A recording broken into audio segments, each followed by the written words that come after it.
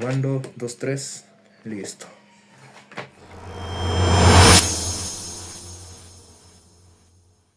Hay algo que me quedó dando vueltas después de leer esto, y es que a veces la historia que aprendemos en la escuela no necesariamente es la verdad completa.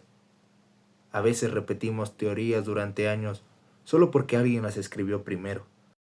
Hoy quiero hablarte de los llamados hombres fósiles del Ecuador, cráneos que parecían probar historias increíbles, pero que con el tiempo terminaron derrumbándose.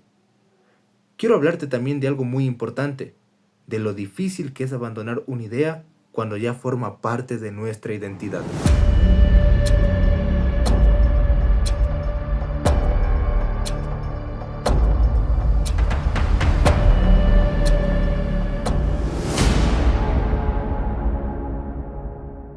Bloque 1. ¿Qué es un fósil?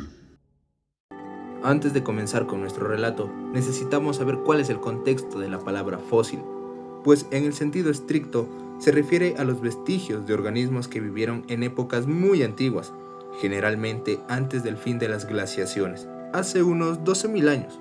Son restos mineralizados, petrificados que el tiempo convirtió en piedra.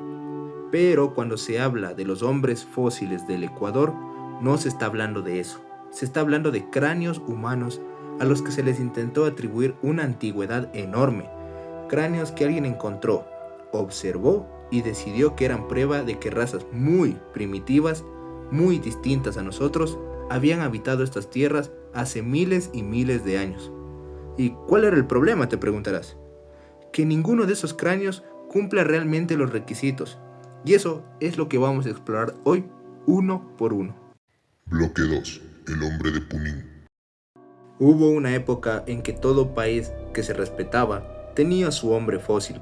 Estados Unidos tenía el suyo, Brasil tenía el suyo, y Ecuador no quiso quedarse atrás.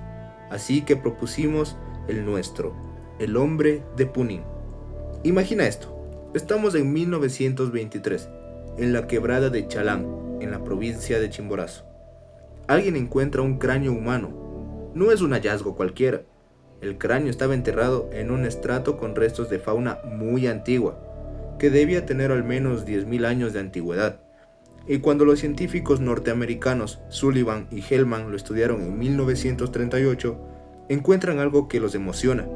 Ese cráneo tiene características que ellos llaman primitivas.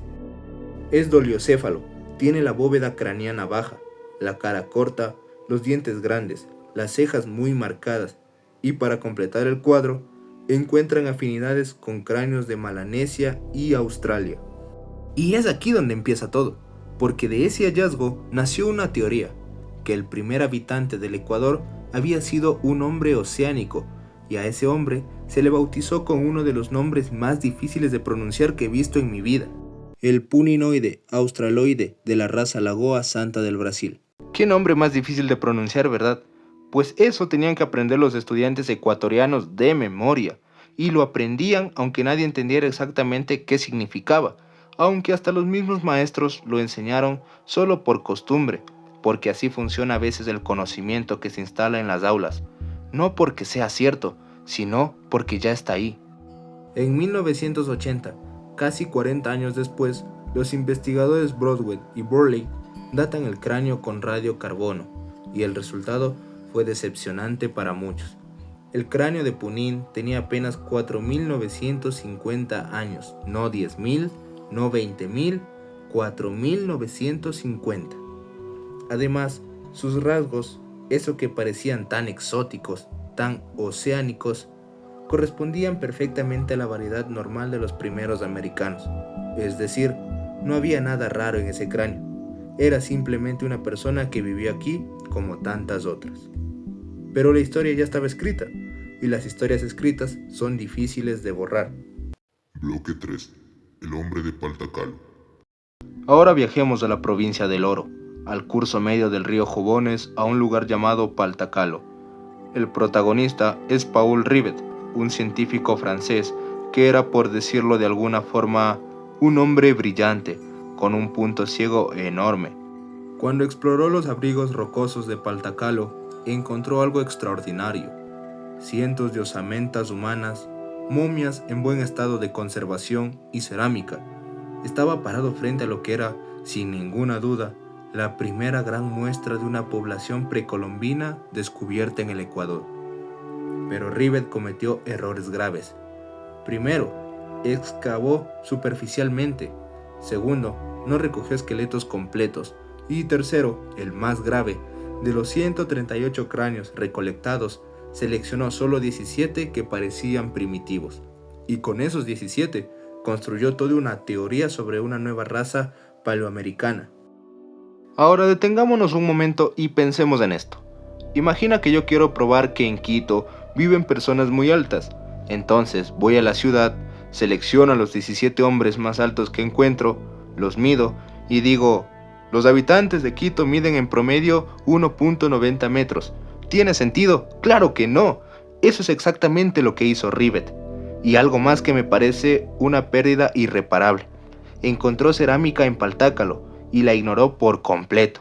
Estaba tan concentrado en su teoría racial que se olvidó de que esa cerámica era información, era cultura, era la posibilidad de entender cómo vivía esa gente. Bueno, podríamos decir de que a veces pasa esto, ¿no? De que cuando ya tenemos una conclusión en la mente, dejamos de ver todo lo demás, y a veces la evidencia que ignoramos es la más importante. Bloque 4. El hombre de Otavalo. Y luego llegó el hombre de Otavalo, y les comento que este es mi favorito porque es el más cinematográfico de todos, ¿cachas?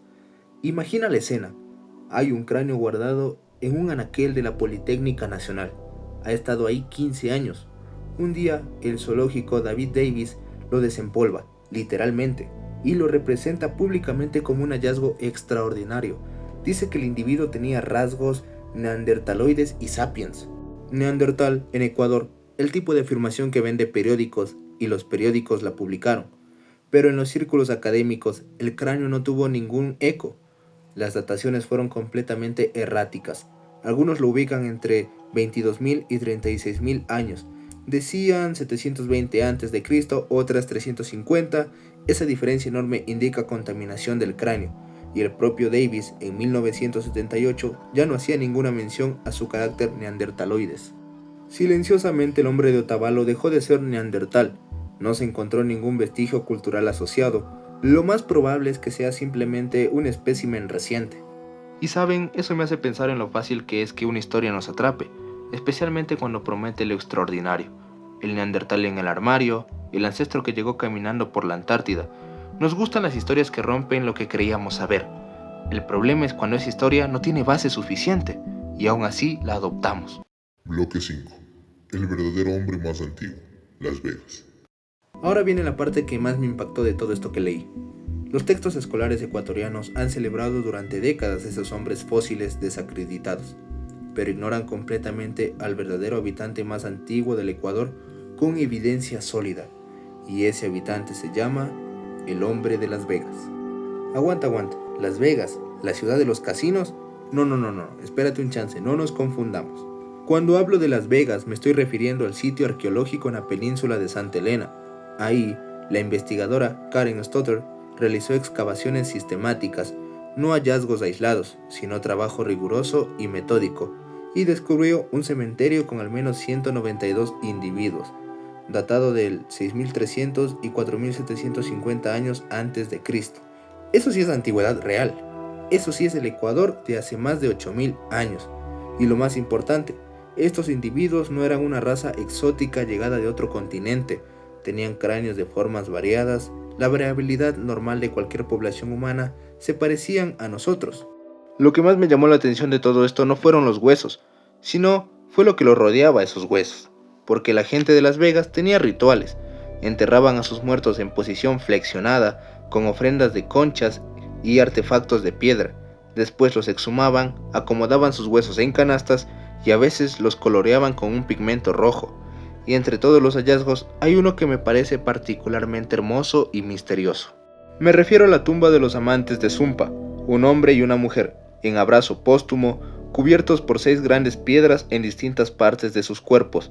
Nadie sabe exactamente qué significa esa tumba, pero yo la imagino y pienso, hace más de 8000 años, alguien decidió que esas dos personas debían estar juntas para siempre, que ese abrazo debía durar más allá de la muerte y lo pusieron en piedra, literalmente.